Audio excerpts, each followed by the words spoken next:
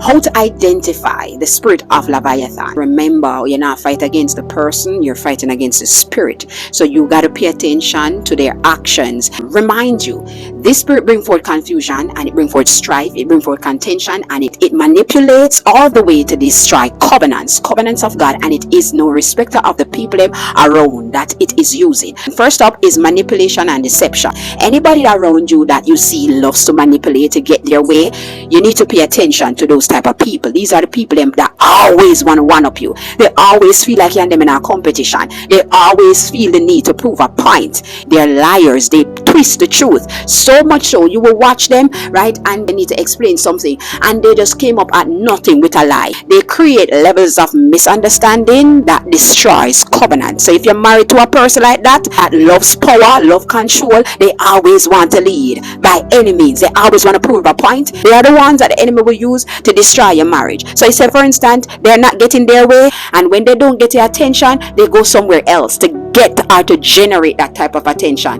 The next thing that we point on to is pride and stubbornness. These people are so prideful in themselves. Oh, they talk about certain things and they have such a confidence in themselves. I'm not talking about the confidence that you do something and you know say what you do is a very good job, right? And these very same people are so stubborn.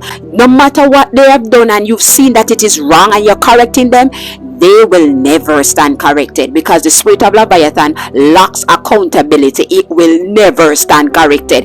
It always have to be right and you are wrong, and you cannot toe to toe with these type of people because they will leave you confused, questioning your own reality. And the next thing about them is they think that you're wrong and they are right. They will always refuse change. So for instance, they're in a situation and they know that they've made a certain amount of decision all the time, and all it do is just lead them back on the same path. God will show you when you say it to them, instead of they stand corrected and go on the right path, they will get angry at you for whatever you say.